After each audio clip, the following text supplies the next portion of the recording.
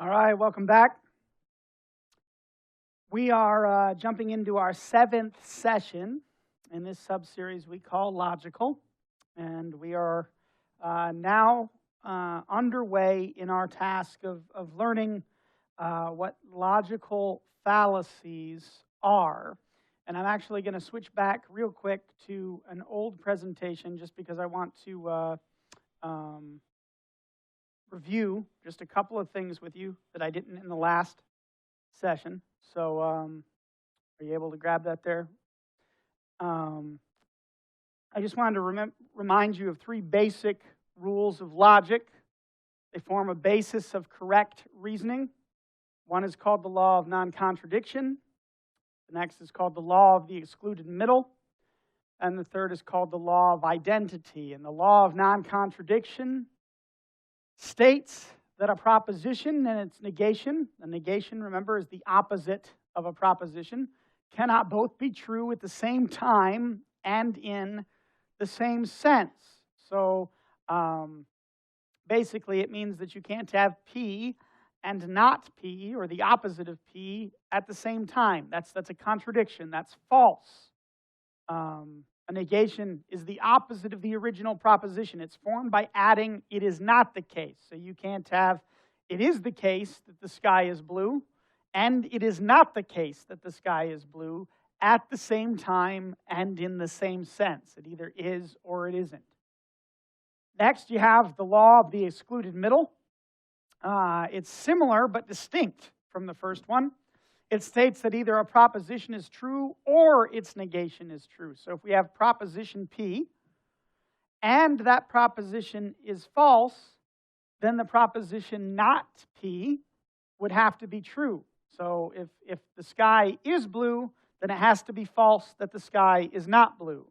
If the sky is not blue, maybe it's sunset, then it must be false that the sky is blue. That's the second law of thought. And then the third one is the law of identity. And it simply states that if something is, then it is. So if P, then P. In other words, if the sky is blue, then the sky is blue.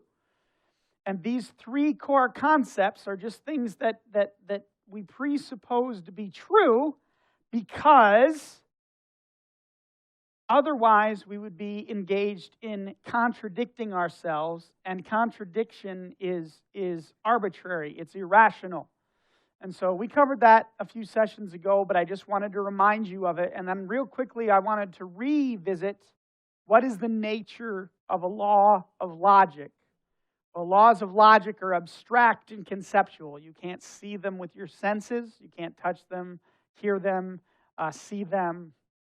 Laws of logic are universal. They exist everywhere on the planet Earth and everywhere in the universe. They cannot be different. They apply everywhere the same way. And then, of course, the last one is that laws of logic are invariant. They've worked in 1447 BC, and they will work in 3457 AD if we get that far. They don't change over time.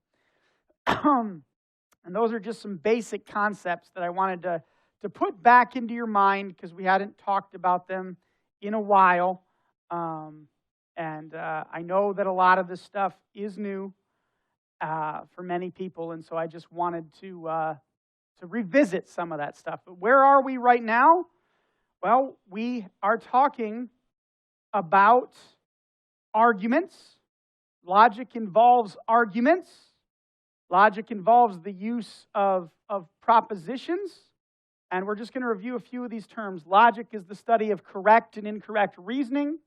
A fallacy is a mistake in reasoning.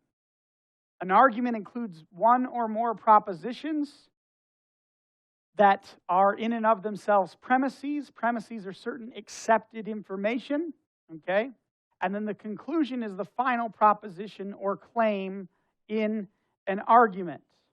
We discussed an inductive argument. Matt is not visiting a client today. That's premise number one. The conclusion is, so he is probably working at home. That's likely. It's probable that that's true, but it's not proved by the premise.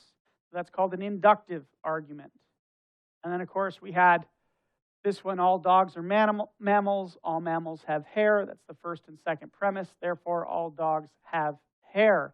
Now, some people over the break said, well, some dogs don't. I said, yes, but they've been bred specifically not to. The kind as created was designed to have hair, you know, and some of the people, you know, somebody said, well, people are mammals, and I see people in this room that don't have hair. I said, they have follicles and stuff. It's just, you know, not as prevalent as it used to be.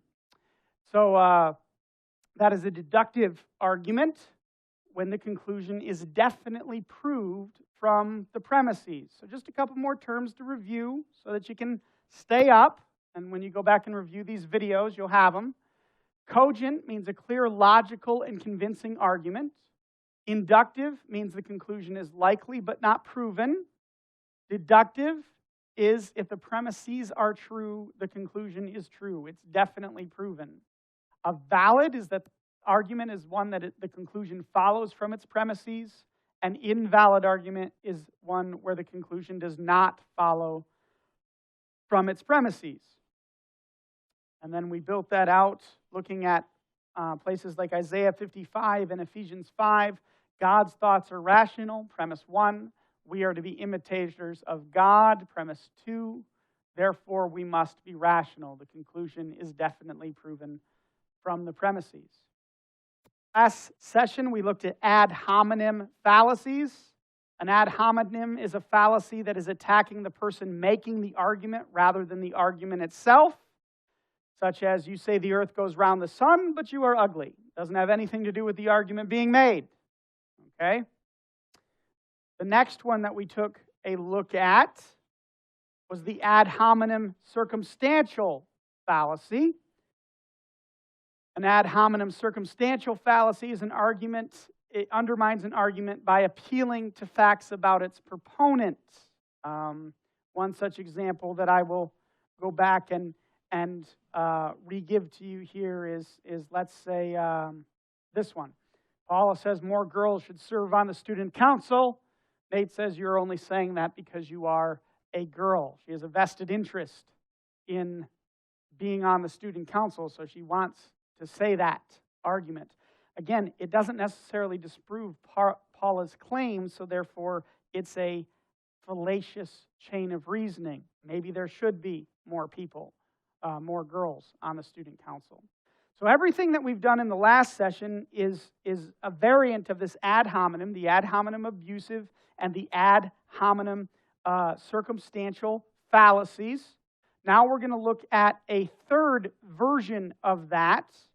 It is called, this one doesn't have any fancy Latin with it, so you can wipe the sweat from your brows. Guilt by association. Guilt by association. And what is this fallacy? Well, guilt by association is attacking an argument by casting aspersions on people associated with its proponent or the argument itself. So the premise of an argument actually depends on the conclusion that you're trying to make, okay? What are you trying to say? It doesn't have to do with other people who happen to agree with that argument. Let's take a look at the form of this one. Person 1 states that Y is true. I realize I got a is there that shouldn't be there. Person 2 also states that Y is true, and person 2 is a moron. Therefore, person 1 must be a moron too.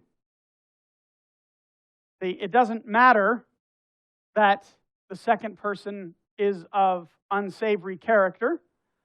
It doesn't change the argument that person 1 is making because somebody who maybe isn't very intelligent or isn't very savvy also happens to agree with it, that doesn't defame the argument. And yet you'll see variations of this all the time.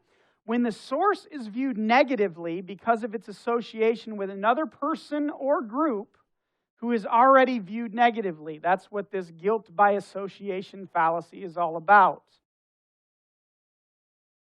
Let's give a real-life example.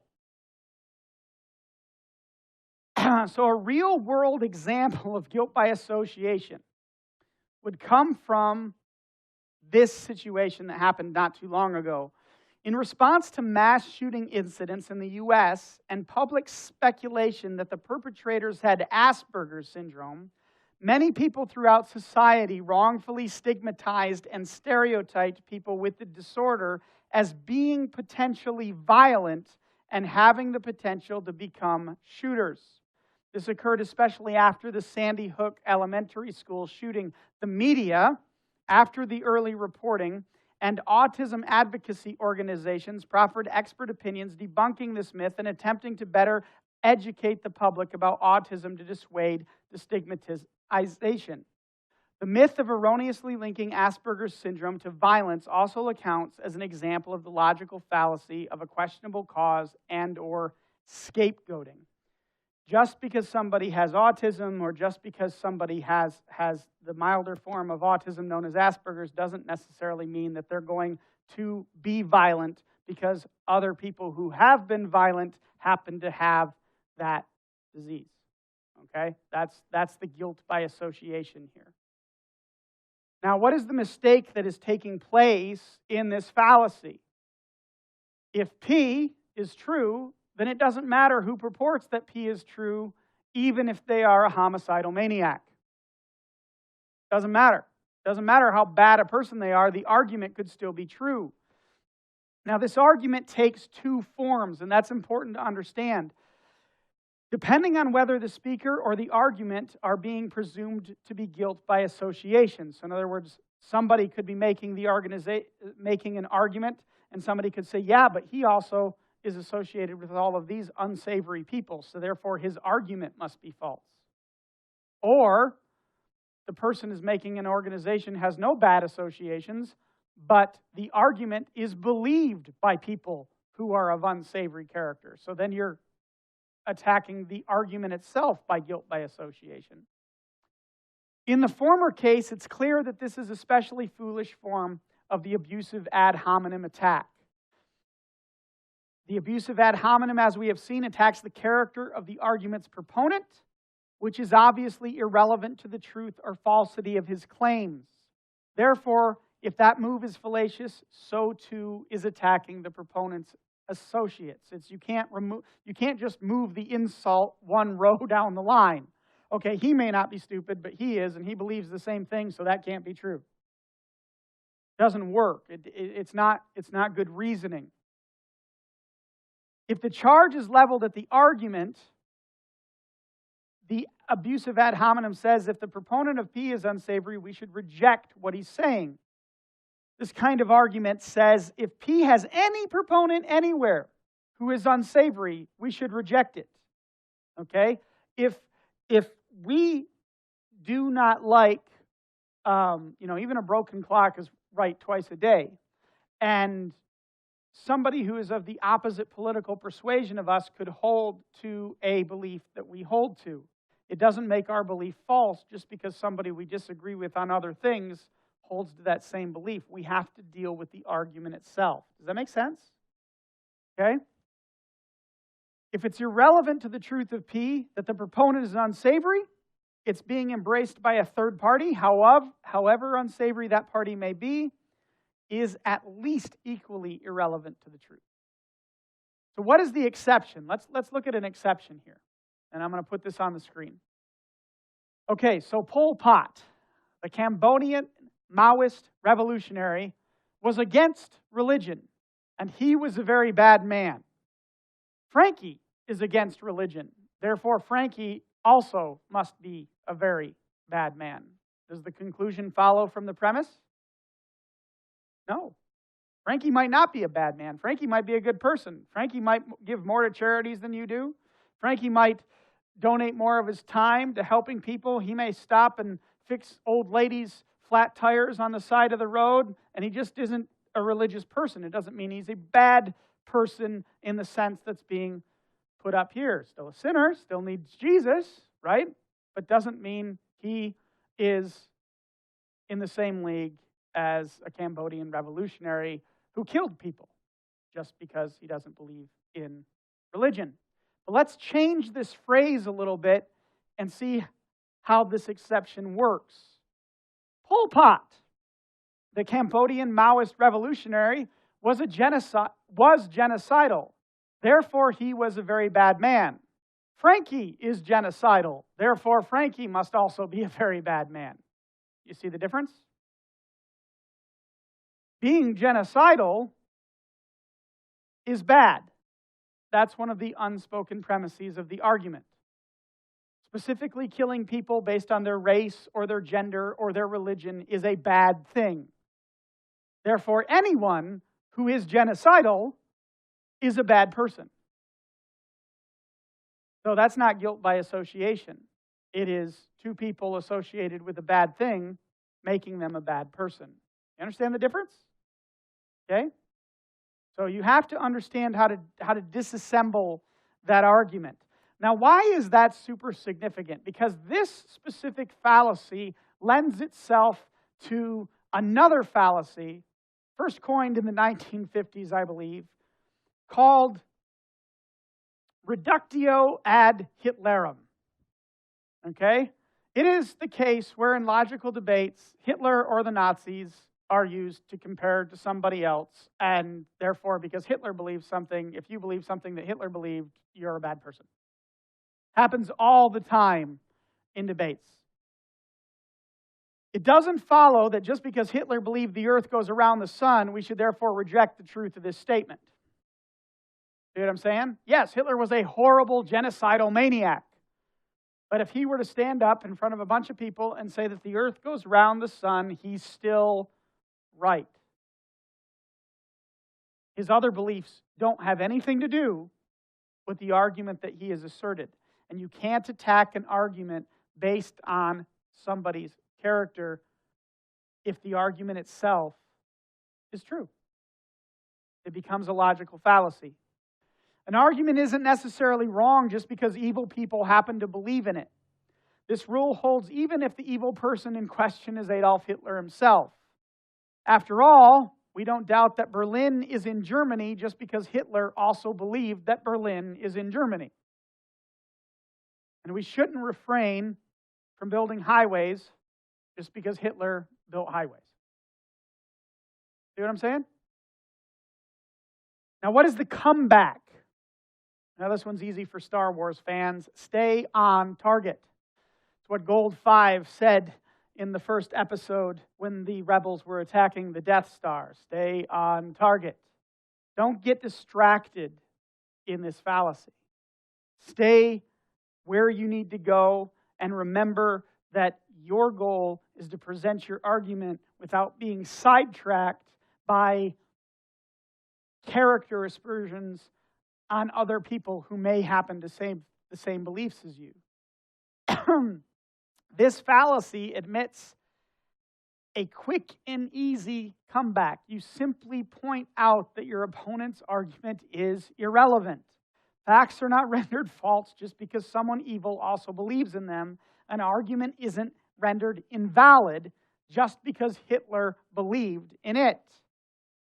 There's a law in logic called Godwin's law. And that law is the first to mention Hitler or Nazis has automatically lost the debate.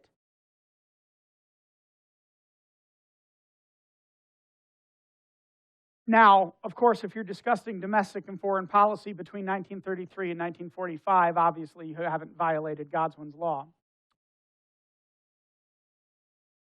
So let's see the fallacy in action. Let's take a look at some examples. There is an inverse to this fallacy that's called honor by association. Okay, let me give you an example of what honor by association looks like. Okay, here's your premises, and then I'm going to give you your conclusion. Premise number 1, Martin Luther King was a Baptist. Everybody got that? Premise number 2, King was a good person. Your conclusion? Therefore, Baptists are good people. You with me? Would you say that that logically follows? What if I introduced you to these folks from Westboro Baptist Church, whose notoriety is for picketing funerals of shooting victims and holding signs that say God sent the shooter, proclaiming judgment upon people where judgment is not due, invoking God in tragedies. We know that their doctrine is off, that their hard determinism is off. And they've been decried in the media. They're used an example of why Christianity shouldn't believe. They make us all look bad. So honor by association can also be false. You understand what I'm saying? Just trying to help you guys think through some of this stuff. So example number 1. Simon, Carl, Jared, and Brett are all friends of Josh, and they are all petty criminals. Jill is a friend of Josh. Therefore, Jill is a petty criminal. Can you see the fallacy? Whether or not Jill is a petty criminal has nothing to do with what Simon, Carl, Jared, and Brett are. It also is no reflection on the fact that Josh needs to find some better male role models in his life. Example number 2. Emma believes that immigration laws should be enforced. She learns that Donald Trump advocates enforcing immigration laws. Emma doesn't want to be associated with believing the same thing as Donald Trump. You see the fallacy? Regardless of whether or not you're Republican or Democrat, there are people out there that just don't like Donald Trump for who he is. I know of one person in particular that just doesn't like the way he looks. So therefore, he can't be right. That's not a good position to have. It's not logically valid. It's arbitrary. It's irrational. So it's not something that we should take. Number 3, Paul is a Democrat, and he supports school choice for parents. Paul learns that the Republican Party is a champion of school choice, so he reverses his position. You see how guilt by association works? If you're for school choice, you should be for school choice on its merits. Not because people you disagree with happen to agree with your belief. We need to be able to spot this. All right, so now here's some examples for practice. Again, going to show you images, not going to have you read them this time. I want you to be able to hear it so you can get more familiar with it. So, how about this? If a person expresses the same or a similar view as someone who's already viewed negatively, that person and the viewpoint will then be viewed negatively. Whether the viewpoint is valid doesn't matter. It's tarnished because of the person who's viewed negatively. So here I'm going to show you a common thing that comes up, and then I'm going to show you a better way to posit an argument. I'm trying to teach you how to preclude objections. Here's one argument. The majority of terrorists follow the religion of Islam. All Muslims are terrorists. Does that follow? No, that's a deductive argument that leads to a definite conclusion that is not definitely proven from the premises. Yes, the majority of terrorist extremists are Muslim. That does not mean that all Muslims are terrorists. But if we were to change our argument and we were to say the teachings of the Quran teach about waging jihad against unbelievers. Premise 1. Jihad involves terrorist activities. Muslims follow the teachings of the Quran. 3 premises. Here comes your conclusion. It is likely that Muslims will wage jihad against unbelievers through terrorism. Is that a fallacy? No. Because based on the teachings of the Quran and the fact that Muslims believe and abide by the teachings of the Quran, it is likely, not proven, likely that Muslims will engage in terrorism. Do you understand how the argument was framed? If people want to object, they will have a hard time because that is sound logic. That follows from its premises. It's cogent. Does that make sense? Trying to show you the difference. How about this? Another example of honor by association. Let's say, for instance, I don't know that this is a fact, but let's say, for instance, that citizens of Belgium have won more Nobel Prizes, gold medals, and literary awards than citizens of any other country. Therefore, citizens of Belgium are superior to citizens of any other country. Does that follow? Honor by association. No, it doesn't follow. It doesn't mean the citizens are inherently better. It means they've won some awards. It's not a logical argument that follows from its premises to a definite or even a likely conclusion. It is invalid. It is honor by association. Okay, how about this example?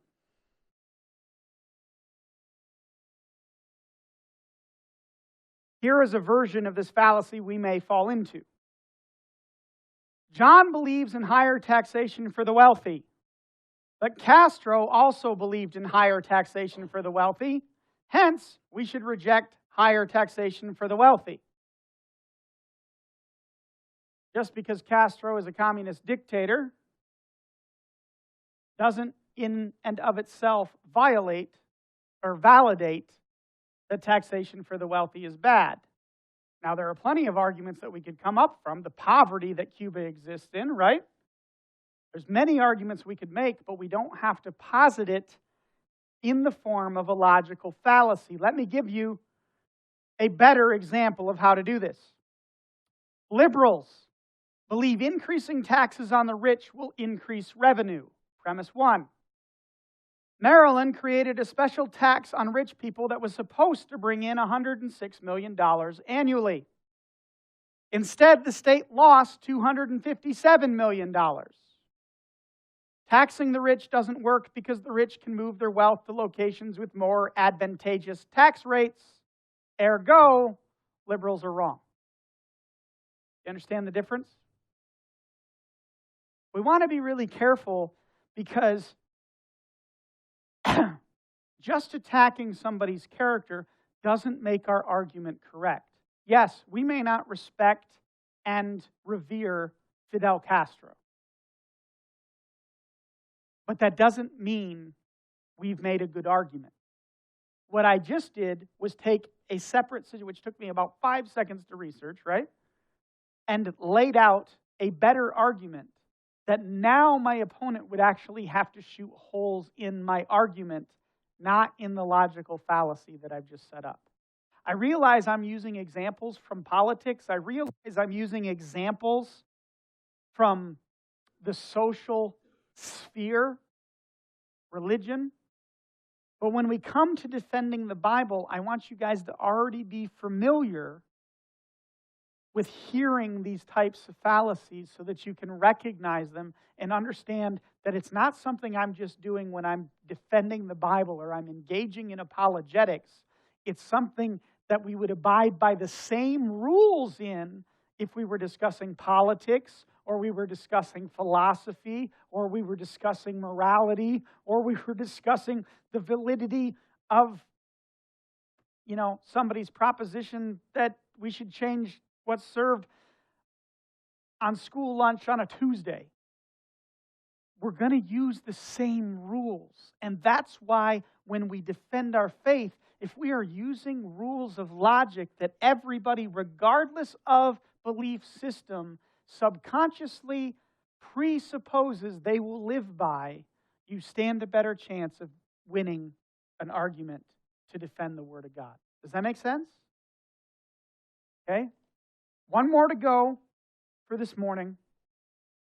And yes, we're back to the fun Latin names. This is ad hominem tu quoque. Tu quoque. Basically, it means you too. And one of the reasons Latin is fun is tu is not the tu. Tu is quoque. That's how they say tu. Tu is you. So let that confuse you for a bit. I'll move on. What is ad hominem tu quoque? It is undermining an argument because the proponent engages in the same behavior. Logic man stands there talking to his buddy and he says, my dad warns me against taking up smoking, but he gets through a pack a day. So why should I quit smoking? That's how this logical fallacy looks. Undermining an argument against certain behavior or actions on the grounds that the proponent himself engages in the very same behavior or action. Let's look at the form of the argument. Person 1 is claiming Y is true, but person 1 is acting as if Y is not true. Therefore, Y must not be true. You could name this do as I say, not as I do. You could name this the fallacy of hypocrisy. But the problem is, just because somebody is a hypocrite doesn't mean that the argument they're making is invalid. Does that make sense? I'm going to give you an example. I specifically chose someone far away from us, but I know that this particular example applies to at least one person in this church. Here's your real-life example. So David Cameron was Prime Minister of England from 2010 to 2016. He launched an initiative to give parents child-rearing advice. Some commentators point out that Cameron was not the best parent himself. After all, he had once forgotten his child in a pub toilet. Sorry, Hawk.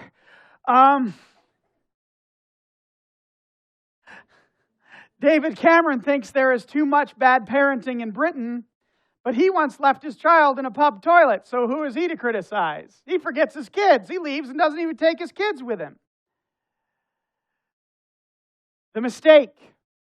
Even when the proponent himself engages in the behavior in question, it doesn't mean that he is wrong or even insincere in condemning the behavior. Like all ad hominem arguments, this is simply irrelevant. The character of its proponent does not affect the truth of an argument. In the initial illustration, just because the father smokes doesn't mean that he can't have an unbiased view that smoking is bad. In fact, he may know it is bad because it may have even caused him to contract cancer. You understand what I'm saying?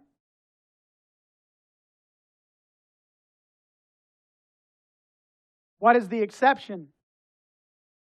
If the proponent argues that his actions were in line with the behavior he advocates when they clearly are not, then it becomes germane to point out the contradiction. If someone engaging in sexual immorality insisted that his actions were in line with sexual morality, then it would be a very germane part of the argument to say, no, you can't say that it's sexually moral to step out on your wife. If someone who eats food steeped in saturated fats argue that his diet is nutritionally viable for optimum health, then it's not a fallacy to point out the contradiction between words and actions. Tip, again, admit when you lack self-control or willpower. It has nothing to do with the truth claim of the proposition. A parent who has forgotten his child and had to turn around and go back and get them is not necessarily an advocate of forgetting your child and having to go back and get them. It's still wrong, it was a mistake, but sometimes we forget things. Sometimes we have memory lapses. Doesn't make that person incapable of giving good child-rearing advice. It means we're human. Do you understand the difference? Do you understand why it's a logical fallacy to build that out? So again, the comeback, tell your opponent to stick to the facts and not to worry about the person making it. Get out in front of it.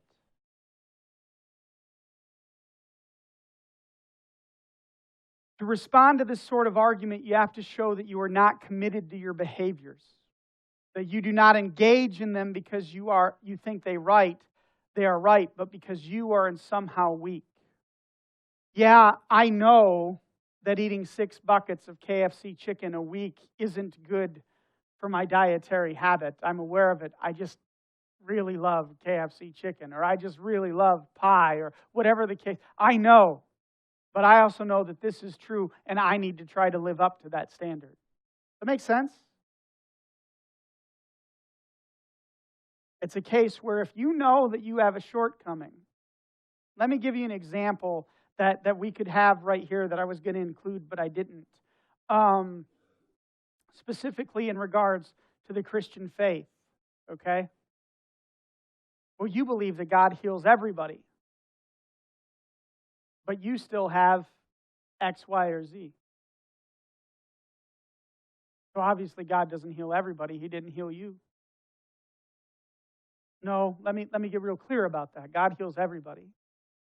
But I've got to take the principles of Scripture and apply them to my life, and I'm still working on some of that. It's not God's fault.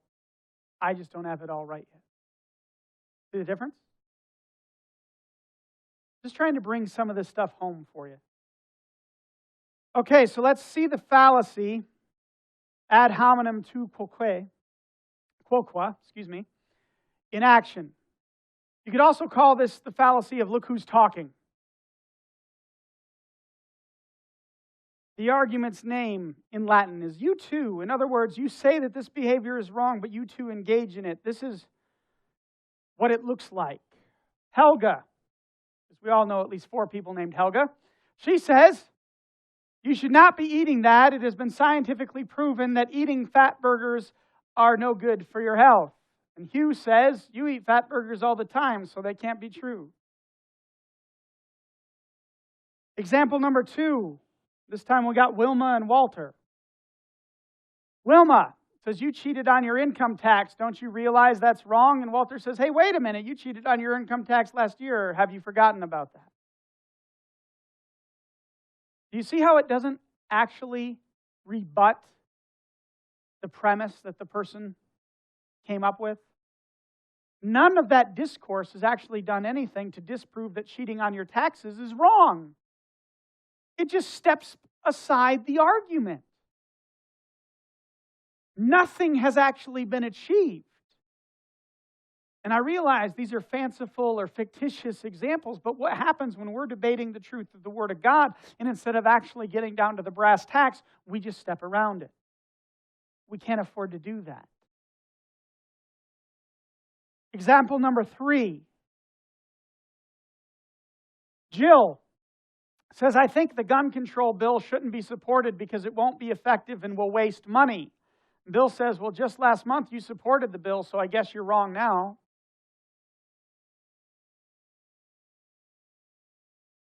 Does it change the argument? No, it contributes nothing to the debate. Also, the fact that a person's claims are not consistent with his actions might indicate that the person is a hypocrite, but it does not prove his claims are false. All right, so here's a few examples for practice. You can also think of this as the pot calling the kettle black. Again, pictures, I want you to hear it this time, not just see it. So one example of tu quoque was also used by Osama bin Laden in his CNN interview in 1997. The reporter asked whether he was a sponsor of international terrorism, and bin Laden deflected the question by framing the U.S. as a sponsor of international terrorism, citing the dropping of the bombs of Hiroshima and Nagasaki. It's still U2. Did it actually answer the accusation? No. So you can see there's a logical fallacy there. How about this one? This is one that I think a lot of people in this world, unfortunately, can relate to. The real goal of tu quoque, or any ad hominem attack, is to shift the focus away from your opponent's weaknesses, focus to your opponent's weaknesses, and away to hide your argument's weaknesses. One of the insidious ways this technique is being used is called blaming the victim. Here's an example. Lisa was sexually assaulted. Well, she dressed like a tramp. The implied conclusion, she deserved to be sexually assaulted. Unfortunately, how somebody dresses doesn't give anybody the right to do anything to their body. Doesn't make somebody not a criminal or a rapist. That is an example of this U2 logical fallacy. It blames the victim. Now, this third example is one that is specifically germane to a place where we spend a lot of our time in doctrinal discussions. It has to do with Calvinism versus Arminianism. It has to do specifically with a theological issue known as theodicy. And what is theodicy? It's not the Odyssey, it's theodicy, one word. And that is a fancy way of saying the problem of God being a good God and the existence of evil. Okay? I've seen this one happen personally many, many times. It has to do with the problem of divine determinism. Let me define that for you very quickly. Divine determinism is the view that everything that happens happened because God decreed it to happen. God caused it to happen. Every feeling, thought, and action by every single human being who has ever lived, is living, and ever will live, was, will be, and is causally determined by God. If God causally determines people to sin, then that entails that he is responsible for their sin. After all, a cause is responsible for its effect.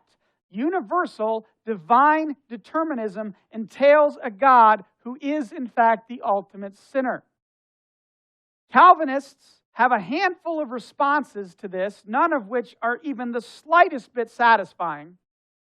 But one response often commits the tu quoque fallacy. And they respond like this, quote, well, Arminianism's God is just as guilty then, since he created the world knowing in advance that people would do evil things, and he doesn't do anything to stop them. Now, I realize that one's a little bit broader, but think it through. They have been attacked by saying if your God is hyper-sovereignly responsible for everything that happens, and sin happens, it must mean that God wanted sin to happen. And their response is, well, your God knew in advance it was going to happen, but he didn't do anything to stop it. Have they done anything to rebut their actual argument that was posited against them? No. They said, you too. They did nothing to actually rebut the flaw in their theological scheme. At this church, at least, I can't say this to be true for all on our side of the aisle, we have a response to that. God assigned man dominion. Dominion is authority, power, and responsibility. And therefore God, in an ultimately sovereign choice, chose to limit his own sovereignty and cannot lawfully step in and take back what he assigned to man without a lawful man to do it. That's why it took from Adam to Jesus to get it done. Period. That's an actual rebuttal to the argument. But many doctrinal arguments are nothing but, well, it's just said in big fancy words. And see, that's one of the things we have to think of when it comes to evolution versus creationism or any other field where we want to debate truth versus lie. And so that's why I begin to teach you guys these things, and I'm trying to introduce it on very basic levels so that your minds will start to think along these lines. So when we get to the actual really important stuff, as I've just demonstrated with this last example, you will hear fallacies. You will be able to identify them for what they are and know how to overcome them in your responses. Does that make sense? I know this is a journey. I thank you for taking it with me. Let's bow our heads in prayer.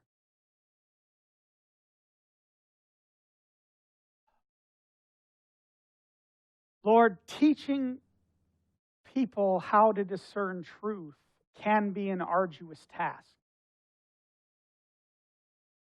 It doesn't come naturally to everybody. It's not simple for everybody. But that doesn't mean that men and women of God who seek to be able to defend their faith can't learn the tools necessary to be excellent at it. And as we demonstrate ourselves to be disciplined, as everybody here and everybody within the sound of my voice learns these techniques, applies them to their lives, begins to identify these patterns of thinking that lead to mistakes in logic so that they don't commit them themselves and they can identify when their opponents in debate are committing them against them. I pray in Jesus' name that you would give us the grace to answer swiftly, give us the grace to answer kindly, give us the grace to answer smartly. Quicken your people in Jesus' name as they dedicate themselves to being better at defending your word. I thank you for doing so. In Jesus' name, the people of God said. As always, the offering is in the back, or press the Learn More button on our Facebook page to get to our Donate button, our Donate page. The sign-up sheet is in the back. We don't have anybody signed up for setup next week, so please think that through before you leave and help us out if you can.